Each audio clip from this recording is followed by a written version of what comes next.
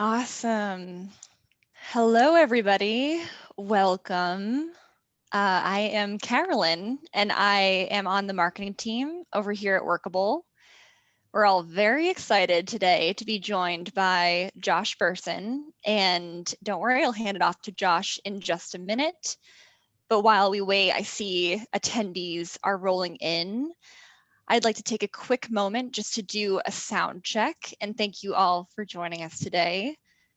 So to make sure everything's working, if you can hear me, please type 1 into the chat box now. Wonderful. I see a ton of ones coming in, which means we're good, we're live. So I'll kind of just hop right in quick with a quick introduction, and then I'll give it over to you, Josh. So I personally have been looking forward to this event for quite a while. Josh's top predictions for the future. It's what we're all thinking about right now. And his team has been studying this in depth for the last year. And I know nobody here needs me to remind them that it's been about a full year now for most of us of adapting to everything that's been thrown at us. But from where I'm standing and where my team is standing, all of us here at Workable, it's been really incredible and inspiring to see how much all of you, our Workable customers, and the greater Workable community has accomplished and overcame in the last year. From switching to hiring and onboarding remotely to launching DEI strategies while all that is happening, keeping company cultures alive when we're all disconnected and just going through a lot personally, and so much more. And our goal here is overall to help you tackle all of these challenges and be successful. So that's how this session came to life. This session is for you. We want to set you up for the best 2021 you've ever had, one of the best years yet, and you deserve it. So I will basically kick it off to Josh at this point, but I'll be back towards the end of this session to present Josh with some of your own questions. So be sure to keep those coming in. All throughout the presentation, I'll be monitoring the question box and picking out as many as I can. So with that, Josh, over to you. You can kick us off. Thank you, Carolyn. Welcome, everybody. I guess it's, talking about the future is always interesting, but I'm going to talk about the present too. And the word that I found interesting today, I got up very early and went for a walk, is effervescence. So we're entering an effervescent time. We're not there yet, but we're getting there. And I'll explain what I mean by that in a minute. And it really goes back to a little bit of history. The pandemic was not the only thing that's been going on in the business world of HR and recruiting. It's really been really a 12-year cycle starting from the 2008 financial crisis, which, right now it's kind of hard to remember it, but it was pretty bad. And since then, there's been this is almost a straight line. This is the stock market, but there's been a pretty steady evolution of digital transformation, political, change, income inequality, and job change, reskilling, upskilling, new job models, new job architecture, new organization models, a focus on the environment, the global, climate issues, diversity, inclusion, equity, Black Lives Matter. I mean, it's been a ton of stuff. And for those of you that are HR professionals, leaders, recruiters, you've been sort of swimming in this sea of change, and the pandemic just came along for the ride.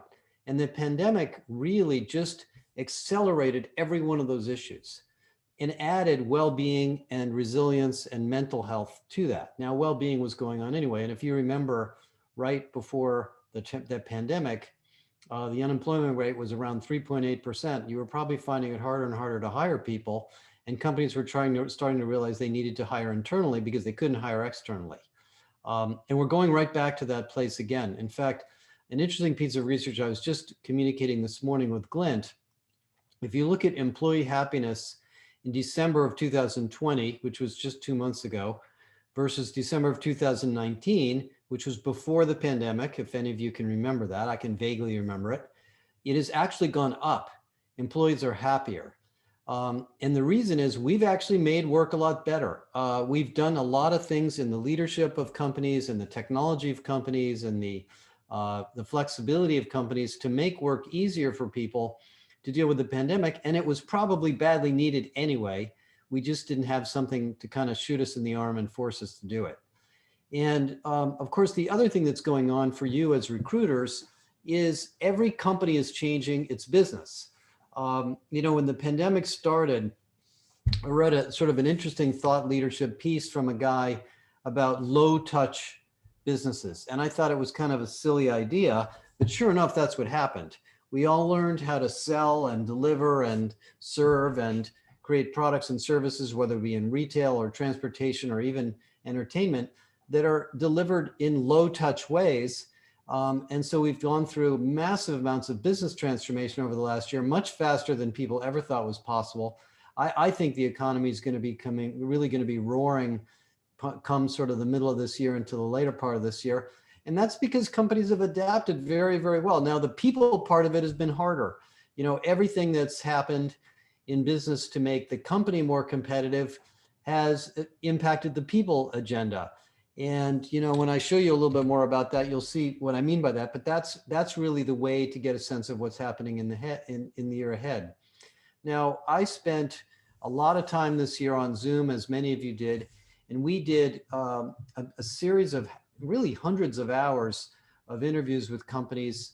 Every Friday, we have 6 or 7 groups that meet together for an hour, and we talk about things that have been going on. And these are the things we've discussed. I won't read these to you, but really a lot of focus on things you might consider traditional HR things that have been essential to maintaining a sense of productivity and resilience and engagement with people. And that's why I think employee happiness has gone up, is employees are saying, well, look, the rest of my life's kind of crazy, but at least I've got my job and I kind of like the people I work with, and my bosses and my managers and my leaders are being a little bit better and things are a little bit more flexible at work, leading us to a really new world. And I think 2021 and 2022 is going to be a continuation of what we've been doing, but with some very significant changes.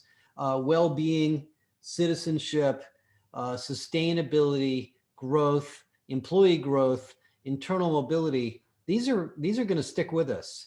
And for those of you that are in recruiting, I would imagine if you work for a reasonably good sized company, you're also looking at internal mobility as a part of recruiting. That is something we talked about for years, but it's happened now. And we learned from the pandemic that we can move people around inside the company pretty quickly, and they adapt pretty fast. Human beings are very, very adaptable animals.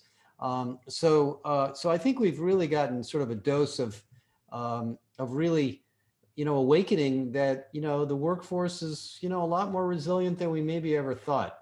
Now, in terms of the economy, this is just a piece of data to look at. I noticed today that the unemployment numbers went up a little bit, but that said, the number of jobs open in the United States as of January of this year, so this is about 2 weeks old, is 13% higher than it was a year ago.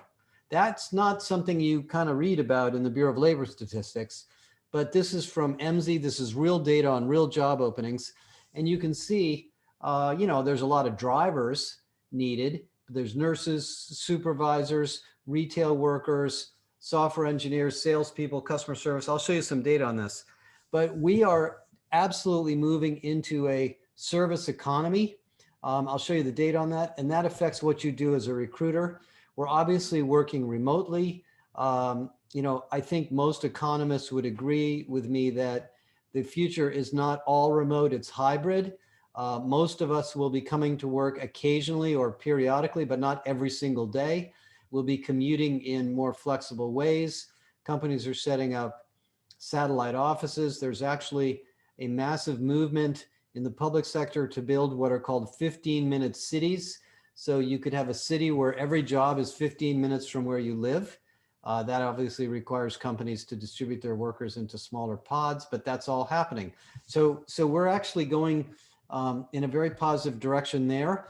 We've obviously spent a year thinking about public health and also employee health and employee well-being. I'm going to talk to you about well-being in a minute. I first was, introduced to well-being, maybe 2015, 2016. And, I thought it was a nice benefit, but I didn't think it was all that important.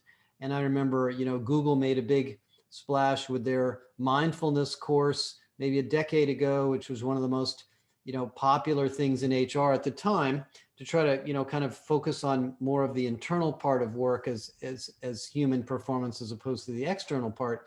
Well, that went mainstream last year. CEOs, board rooms, CHROs have all been focused on mental, physical, financial, emotional health. And this is going to be part of the workforce going forward, as is a different way of thinking about leadership. Leadership is probably the most red ocean competitive market in HR. There are thousands of books, hundreds of consultants, millions of models. Every consulting firm in HR has a leadership offering of some kind.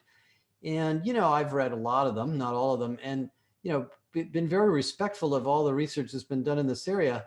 What happened this year is we actually found that leadership is about psychology and human behavior. This is a list of what I call power skills that we identified right before the pandemic at a meeting. I was at a meeting of CHROs at UC Berkeley, and one of the speakers was the head of the Greater Good Science Center, and they study happiness. So they're psychologists. And they were going through these words: generosity, teamwork, followership, forgiveness, kindness, patience. And she was explaining to everybody why they create happiness and how they create happiness. And at the end of the presentation, I asked the CHROs, how many of you use these words in your leadership model, in your company mission statement, in your manifesto about performance or whatever it may be? And, most of them said none. They just don't, these are not the way we think about leadership. Well, now we do. We've learned now in this particular year, especially coming out of last year, that if we aren't forgiving and kind and flexible and empathetic, we're not going to have a company. People aren't going to come to work. They're not going to be able to work. So this is a big change. And I think HR as a profession, as a function, has become much, much more resilient. Now, when we get into the Q&A, I want to hear about your questions relative to recruiting, because recruiting is a very complex area. But one of the things that's happened in HR for the last 15 months is we've learned to distribute autonomy and distribute authority into the organization. We can't sit around in headquarters and make all sorts of decisions that affect everybody perfectly. We don't know.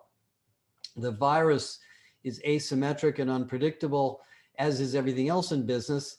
And so we need to empower and enable HR people to operate locally to do what they need to do. And relative to recruiting, that means that if you're a recruiter, and I know some of you are, you're in a very important job. In some ways, I've looked at all aspects of HR over the years. Recruiting is the most important thing that happens in a company. If you don't recruit the right people, forget everything else. You can't just train people that are the wrong fit for your company, the wrong culture fit, the wrong skill set, the wrong background. So you guys in recruiting are a very, very important role. And your ability to understand the organization and operate in an empowered way to find the right people is critical. I'll tell you one quick story on recruiting. When I was doing some research on talent acquisition, maybe 6 or 7 years ago, I had talked to the head of recruiting in a large oil company. And I asked him just out of the blue, is there any one thing that you think is the most important characteristic of a high performer when you recruit them? Is it degree, experience, culture, age, personality, intelligence? What is it? And he said, it's the recruiter. I said, what? What are you talking about? He said, great recruiters hire great people. I thought, well, that's actually a pretty good point. So you guys are really in a very important role. Now, if you want to look at the future of the year, let me give you some economic data, and I think this will help you understand it. One of the most significant things that's happened, and this is a little bit like the frog in the boiling water, where you don't feel it, but it's happening, is we're becoming a service economy. Now, there's manufacturing and there's software engineering and there's hard skills, but really 80 to 85% of jobs are service jobs. The number of manufacturing jobs in the United States dropped 20% in the last 2 decades. Everything is getting automated. Now, even if you're a clerk that enters data, that job's gone. Secretary jobs have gone away. I mean, there's just lots and lots of examples of this. And what this means is that regardless of the industry or the company you're in, the human skills, the human capabilities to lead, empathize, care for people, sell, organize, inspire are basically all you have. I mean, that really is what your company is. Yes, you have intellectual property. Yes, you have software. Yes, you have a brand. Yes, you have products, all that. But, those actually decay pretty quickly. If you're in the software industry, you got to be watching out. It's a brutally competitive space. There's somebody building something that competes with you all the time. So your human capabilities are really the core of most businesses today. And by the way, if you look at the stock market, which is at an all-time high, 85 to 90% of the valuation of the United States stock market is intangible assets. It's things you cannot find on the balance sheet. It's not oil in the ground or cash or raw materials. It's human things. It's brand, it's software, it's customer relationships. And so if we take care of the people and we hire the right people, the company will perform better. Now, we also are in a situation where burnout is an all-time high. And this is from Glint. The new report just came out today, and it's even higher. In the UK, 60% of workers are highly anxious, have high levels of anxiety. 40% have high levels of loneliness. So this pandemic has, stressed people incredibly high, and it's created a need for benefits. And interestingly enough, year over year in the United States, I don't know if this is true in every country, because in some countries there's more public support of this stuff, but in the US, wages are going up a bit, but what's really going a lot is benefits. Roughly 33% of wages in the United States are spent on vacation, health insurance, other things that have to do with making work easier for people. And, that's just a symptom of the fact that in a service economy, if the people aren't healthy or productive, the company's not healthy or productive. Now, how do you actually, sort of support that? I think there's been, many studies and lots of academic research on this idea of employee engagement. And when I first stumbled across it, we were doing some research on it, and I hired somebody that had written a book on it. And she said to me, "We don't need to do research on it. I've already written the book on it." And, there's a lot of books on this, and there's a lot of models on it. And the theory behind it is that if we create a work environment that is engaging, people will perform at a higher rate. But I would suggest that actually we're learning that the opposite is also true, and maybe a more important correlation is that when people can perform at a high rate, they become engaged. And that's what this book is about. And there's other studies that prove this, that when you ask people, what did you like about your job today, when they come home from work, what the thing that they like the most is they got something done. They finished something, they helped somebody, they completed a project. And so one of the things we've learned through the pandemic is that the problem is not just making people feel safe and included and friends and training and all that. It's also making it easier for them to do their jobs. And there's been a massive effort in HR under the guise of employee experience to make work more productive. We studied this last year, and we did a study of the pandemic response and looked at the companies that were the most rapidly transforming companies during the pandemic, and found, through a bunch of correlations, the 10 things that differentiate those companies. And this is what they are. On the left, clearly health and safety, listening to the workforce, creating support for families because everybody's family life was intertwined with their work life, reinforcing a sense of purpose. Purpose and mission really gives people inspiration and energy at work. And that's why there's so many companies working on their mission statement and their purpose. And CEOs going online, talking about why we're here and why our company exists and the value we provide to society, working in an agile way, using technology in a more adaptable way. But you can look at number 7 and number 8. The companies that survived the pandemic well were recruiting. And yes, there was a downturn. Yes, there was unemployment, but everybody was recruiting at the same time. They were recruiting part-time, contingent, people in new locations, in call centers.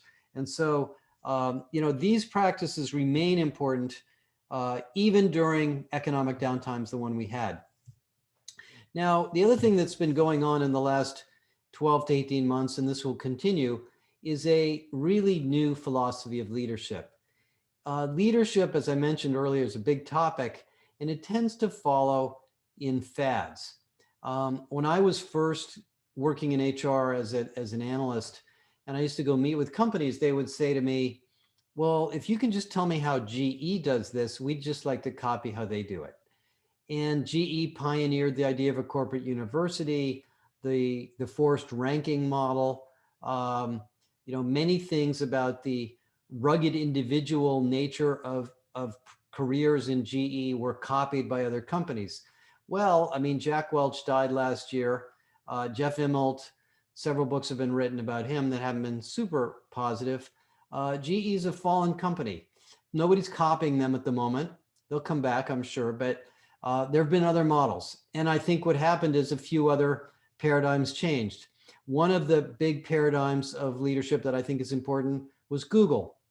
When Google came up with the idea of 20% time, which many of you maybe don't remember, this idea that we're going to let employees take Fridays and do what they want to do, wild, wacky idea. Whoever would have thought of that? Well, look how successful that company has become. The idea that Starbucks would give training and healthcare to hourly workers was a radical idea. No one was doing that. If you worked in a coffee shop, you certainly didn't get benefits, and you probably would never get tuition reimbursement. Well, Starbucks did that, and sure enough, they took off. So these ideas are pioneered by different people, and we're in an era now where empathy is really the key. Empathy, growth, citizenship, and fairness and equity. And equity is a big deal. And also fair pay. I've been watching the pay and the wage data in the economy for a long time, and it's been very frustrating to me to see this divergence between the highly skilled people and the underskilled people in the United States. It's actually a crisis if you look at the data. But that's changing now. We now know from studies that I've done in other companies that fair pay is a high-performing practice in business. Raising the wages of lower skilled workers actually pays off.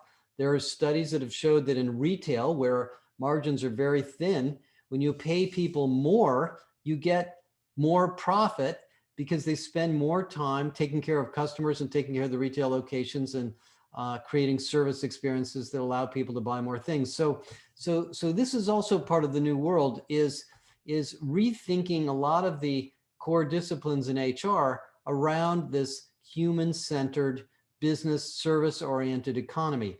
I won't walk you through this slide. We're in the middle of publishing a piece on this, but one way to think about the next year or two is shifting from a business-centered view of your company, where it's all about the business strategy and the business goals and the business metrics and the business results, to the human side of that. And the sort of the statement that I've made for many companies from my experience as a researcher is that virtually every business problem you have is a people problem under the covers, where our revenue is low, our profits are low, we have an error, we lost an account, we lost a client, we're not making enough money. There's always people problems underneath it. So this has been, kind of an exciting year from that standpoint, because we've been able to talk about the people side of business as really part of survival. Now, the other thing that's, part of, dynamics of organizations in HR, and this affects you in recruiting a lot, is the emergence of companies as a marketplace. In the traditional organization of a company, going back to the 1800s. It actually goes back to slavery, by the way. You know, the organizations are modeled after slave plantations. I don't want to shock you, but that's actually where it started. You know, the railroads, the manufacturers, they were hierarchies. There was management and there was labor. And managers told the labor what to do, and the labor did it, and then the managers, you know, managed them. Well, that's, you know, just not the way companies work anymore. You know, we're all managing and labor at the same time. Some of us are, you know, designated managers, but we're doing things also. And so the company needs to be more dynamic. And what's really changed is company after company after company are simplifying their job architectures, simplifying their job descriptions, and making them a little bit less specific so that we can accommodate the changing roles that people have. I'll show you a chart on this in a few minutes that kind of gets into more details. But what it really turns companies into is an internal talent marketplace. And in a talent marketplace, you as a recruiter are recruiting inside as well as outside. And you can do this now with software. I mean, there's tools, talent marketplace tools. I don't know if Workable does this, it probably does, where you know, we can be recruiting people for a whole bunch of jobs that are open, and we can say, well, here's a bunch of people inside the company that are you know, potentially you know, eligible for this. Here's a bunch of people outside the company. Let's kind of do a combination of both. And the people inside the company, if we move them, then other people will have the opportunity to take their roles. That's really going mainstream. We did research on this in 2005, I think, and we found that it was very, very rare and unusual for people to do a lot of internal mobility. In fact, you know, 65% of the companies we surveyed back in 2018 told us that it was easier to find a job outside the company than it was to find a job inside the company, which is kind of an absurd, you know, state of the world. But that's changing. And so we're in a world now where, you know, there's lots of opportunities to move people inside the company. There's lots of tools for this, and this is becoming you know, central to the year ahead. And I think for those of you that are in recruiting or talent management, thinking about internal mobility and industrializing it and really embracing it, you know, is a really important discipline for the future, especially as the job market gets very, very competitive again. Now, you know, the next big theme I want to talk a couple of minutes about is employee experience. Employee experience is sort of a buzzword that crawled out of HR and landed in IT. But it's really, what it's really about is, you know, thinking through the entire experience at work. And one of the ways to make sense of it is just go back to Maslow's hierarchy. You know, just as in your regular life, your job is just like this pyramid. If you don't feel safe, you're not going to think about anything else.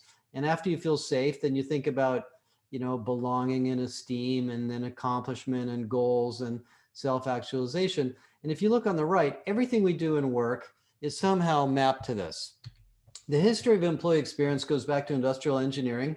In industrial engineering in the, you know, 1900s, you know, people started to study, Frederick Taylor in particular, you know, time and motion studies of employees. And we looked at physical things like how much weight they were carrying and how far apart things were in the factory and so forth, to figure out how to optimize work. Then, you know, in the 1930s, actually it was Freud and Carl Jung who first looked at the psychology of work and said, oh, you know, there's some emotional things going on at work too. So maybe if we, you know, take care of people's emotional state, we might improve productivity also. And we started doing surveys.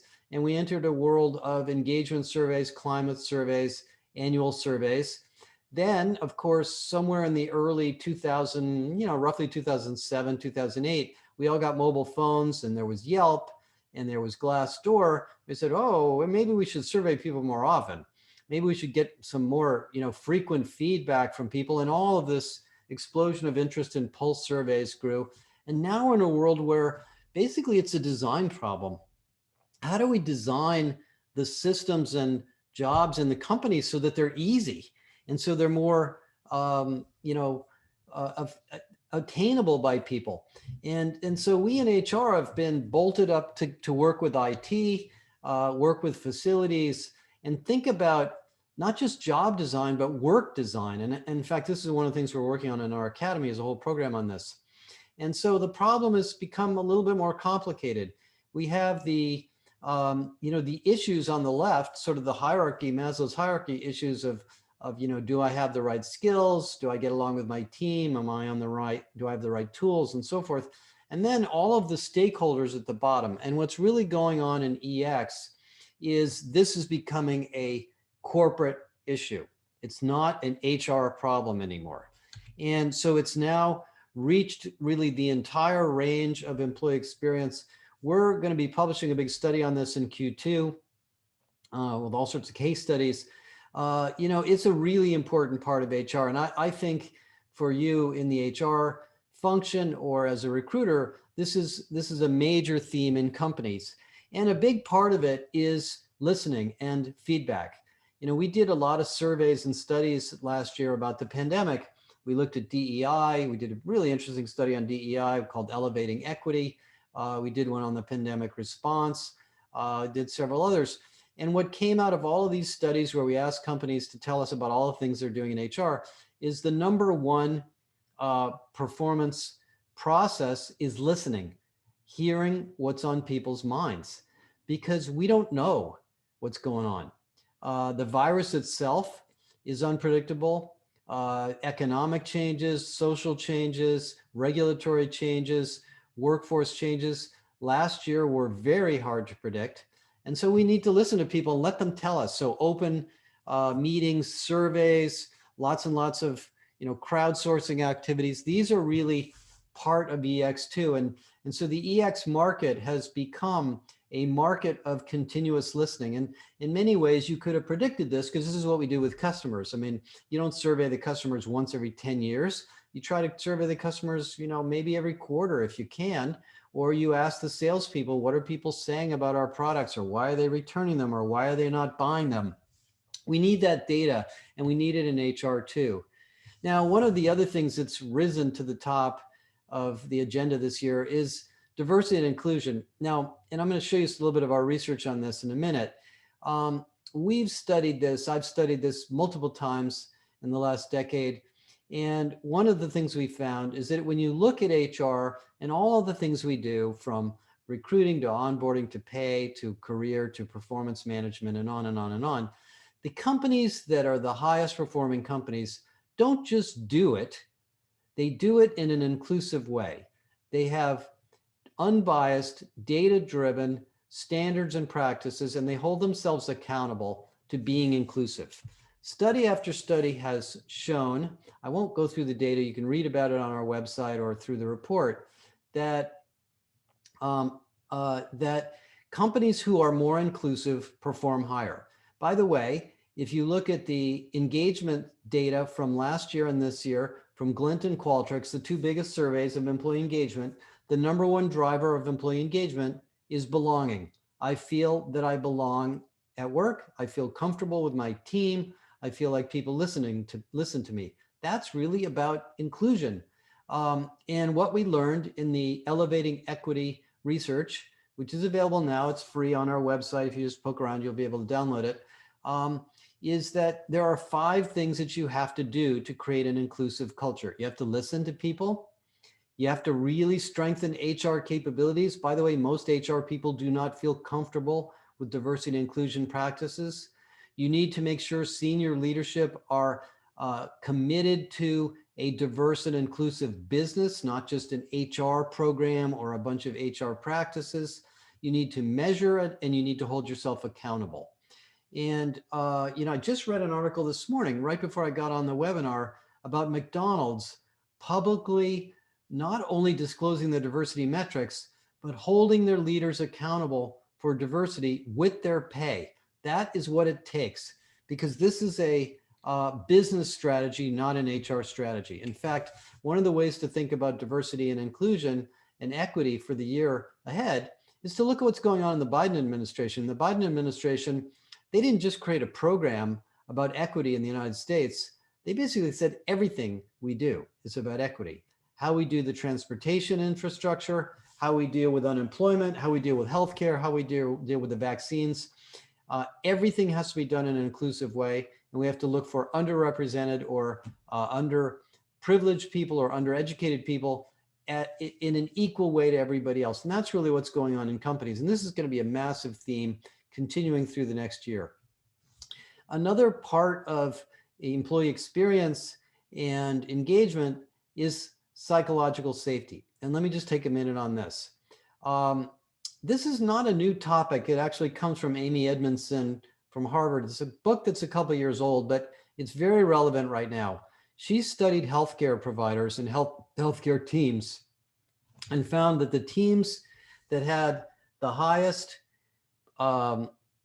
patient outcomes in her studies had the most number of problems. And what she basically found, that doesn't make any sense.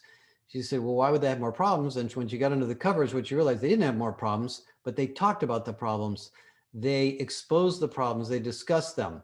They had a high degree of psychological safety. Psychological safety means you can speak up and people will listen.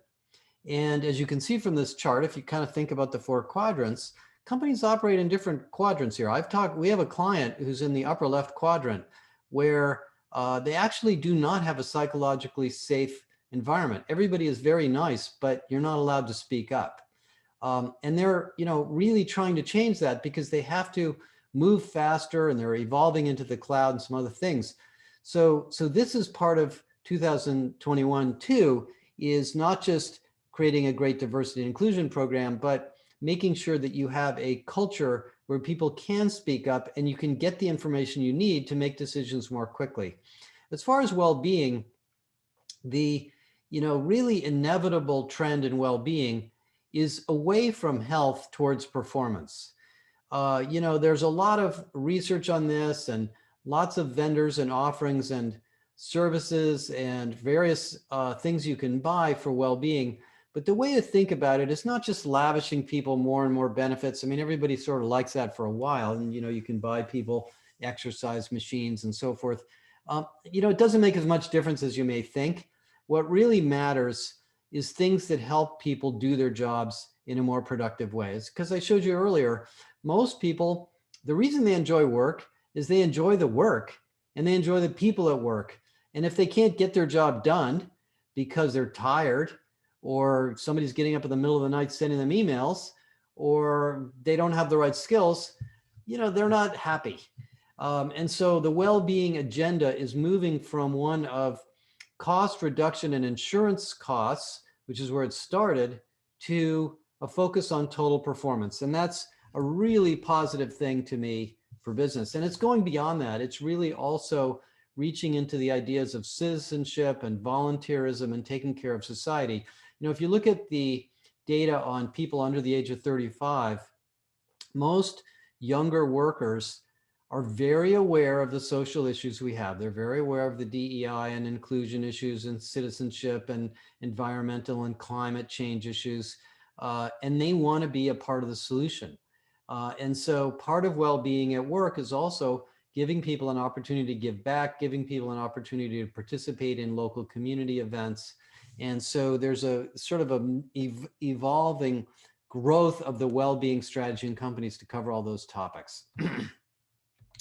Learning continues to be massive. This is one of the biggest investment areas of HR. Every year there's more research on why we have to do more reskilling and upskilling. It's not as complicated as it sounds. I think the first point I want to make is that the consumption of learning is high. It continues to go up. Last year, most companies told me they consumed far more learning than they ever anticipated, and people are happier and more productive and more successful when they're learning. And the way I interpret that is human beings are learning animals. From the minute you're born and you learn to eat and speak and walk and everything else that happens in your life, you're learning, and that's the way our brains are wired. And when you're not learning, you're unhappy. So think about learning as much more than a training problem. It's really part of your entire employee experience. And the learning industry is very, very complex and messy, and it goes through phases just like everything else. And we're in a phase now where we've got learning content everywhere. We've got learning content on our phones and on YouTube and in our corporate systems, and people are authoring videos all the time, and there's podcasts and articles. and books. And so what we're really trying to do in the learning industry is move learning into the flow of work. Microsoft introduced a learning app in Teams that's going to help with that. The learning experience platforms are all designed for this. And so one of the strategies that you really have to think about, and this is not easy in a big company, is simplifying the learning experience and using technology to make it easier to find what you need. And what's going on under the covers is a major, major evolution of learning technology, where a lot of the tools in the learning industry are looking at skills that a person needs or appears to have, and then recommending learning based on those skills.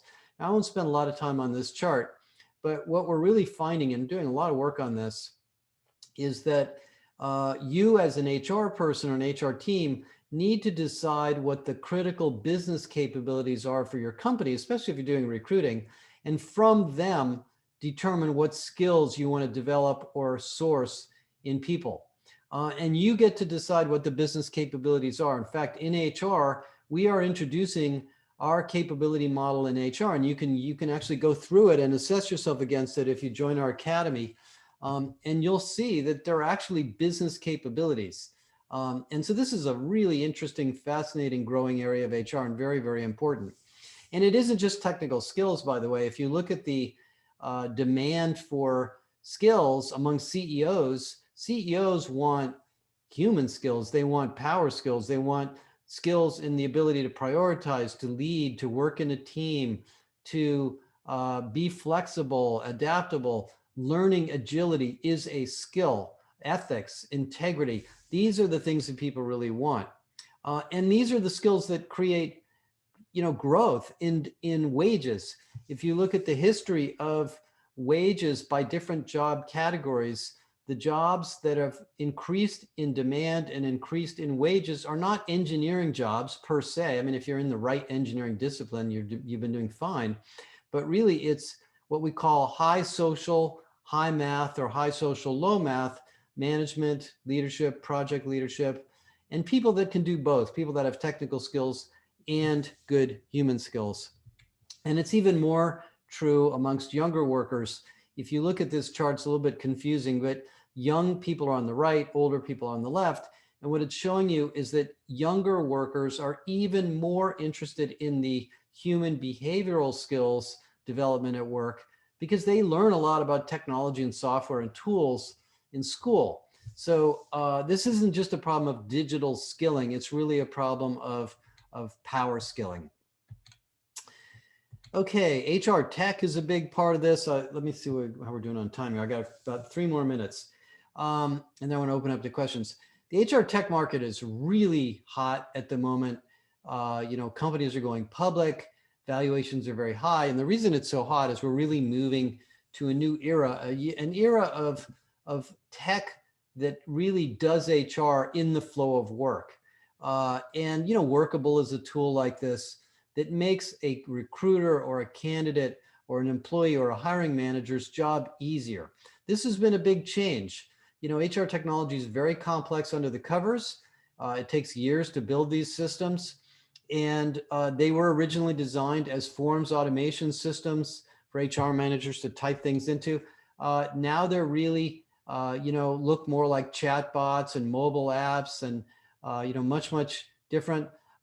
Companies have spent a lot of time and will continue to spend a lot of time on HR tech. And more of the energy in the HR tech space is going into this red area, which I call the employee experience layer, making the systems easier to use, making them more intelligent, allowing you to interact with them on a chatbot or by voice, or more recommendations from the system on what you want to do. Nobody has time to go poke around in Workday and find the right screen to enter your vacation. If you can just talk to the system and say, enter my vacation, boom, done. Let's go back to work and finish what we were doing. So anyway, that's what's been going on in HR tech. Let me finish up and just talk about the HR profession a few minutes, and then we'll open up to questions, because I want to give you guys some time. The final thing I want to just touch on is you and us as an HR profession. The reason I started our academy a couple of years ago is that I really believe what's happened to HR is we've become a center of innovation. Everything in the area of talent and recruiting and learning and development and pay is changing. And, you can't just kind of go to a course and learn how to do it and then do it. You need to learn the basics of it and then learn how other companies are doing it and learn about what's unique inside your company and the culture and business strategies inside your company, and then design something. So a lot of what's been going on in HR is reskilling of us. And I think about you and us as HR people like engineers. We need to be what we call full stack professionals. We need to understand the domains of HR. We need to understand how to be good consultants. We need to understand the business and the industry and the competitive drivers in our company. We need to understand technology and data. And we need to understand how to be leaders, how to interact with leaders, and how to develop leaders. And that's a lot. And one of the things that our research found in the last 2 years is that the companies that invest more in HR capabilities are the higher performing companies. Because in a world where most of the jobs are service jobs, and I told you the biggest criteria for great recruiting is the recruiter, not the technology per se. Nothing against Workable, but you have to have a good recruiter to go with it. Those are higher performing companies. And so my, sort of final recommendation is invest in yourself. Take a little bit of time to, make sure that you as an HR professional are keeping current on what's going on in the economy, in your company, in the profession and the domain and the tools, and of course, in society. And I think if there's anything I've learned as an analyst over the years, you in some ways are a representation of the societal pressures on your employees for your company. That's really what HR does. That's why HR is such an important profession and becoming even more important in the year ahead. So anyway, that's a little bit about what's going on. There's many, many things to talk about, but Carolyn, should I open it up to questions? Are you still there? Still here. Yeah, let's do it. I have a unprecedented amount of questions and even more wonderful feedback on this presentation. Everybody is very thankful. And to answer the question of the hour, yes, we will share out the recording of this presentation as well as a few of our top takeaways after this webinar. So don't worry, I know it's a ton of information, but you'll be able to share it with your team, look back. And before I hop into these questions, I do just want to give everybody the opportunity to let us know if you want to learn more about Workable. So I will just launch a quick poll right now. And for any of you who aren't super familiar with Workable, we are a recruitment tool, and we've been spending this past year really investing in some of the most important tools to help you reach your goals and accomplish a lot of the things that Josh was talking about. So wonderful careers pages, branded careers pages, video interviews. We do have a tool where you can hire your internal talent and approach it as an internal marketplace. So yeah, just a lot of cool stuff that we'd love to show you. So feel free to answer that now. And I see we have a lot of customers who are giving us great feedback. Thank you so much. Love to see that. And while everybody is responding, I will just go ahead and start you off, Josh. So like I said, we have a ton of questions. I'm sorry if we don't get to all of you. If we don't, we'll do our best to answer a lot of these questions with upcoming blogs. We'll definitely be talking about a lot of the things that are in this presentation. But the first one is really interesting to me, and it's a pretty broad question. But do you see any key differences between the UK and US with respect to the future of HR and recruitment? Just because we have a ton of customers in both of these areas. So I don't know that the world is that different. I think the economic climate in different cities in the UK is different than it is in different cities in the US. But I think the workforce dynamics are very similar, and the level of technology adoption is very similar. So I'm not aware of anything huge that's different. I talked to a lot of companies in Europe, and I think we're all going through a lot of the same issues. So sorry. yeah, no, we're basically seeing the same thing over here. Yeah. You know, the biggest priorities. It's just across the board where it's a small world. Okay, moving on. So Lucy said she would love to hear your thoughts on AI and machine learning moving into the recruiting space. Where is it helpful, and where does it make Sure. sense to still have that human-centered approach? Well, I mean, you guys in recruiting are just like everybody else. You're getting augmented. You're not getting replaced. Uh, there's probably three huge areas. Sourcing. So, most of these platforms like Workable can find candidates more quickly and better qualify candidates for on high level issues. The second is screening. Chatbots and intelligent screening tools can quickly weed out people that are just the wrong fit, and they can self-select. And the third is in the area of assessment, which is massive. And, there's quite a few questions in here about, assessing skills. It's kind of a black art to assess skills. Good recruiters have ways of figuring out what people are actually capable of doing through looking at their job experience and talking to references. But there's also some pretty significant AI-driven tools, including video interviews, that allow you to get much more intelligence about people's true capabilities. They're never going to be perfect, but they're getting smarter all the time. So those are the three areas that are big. And this all started with just simple word matching. Does this resume match this job description, and what percentage of the words look like they're similar? So maybe this person's worth talking to. So it's come a long way. And I think what it's doing is it's making your job as a recruiter even more human. Selling, communicating, listening, understanding, talking to people are really more of what you're going to be spending your time on, as opposed to scheduling interviews and doing all sorts of screening questions on people that the system can do for you.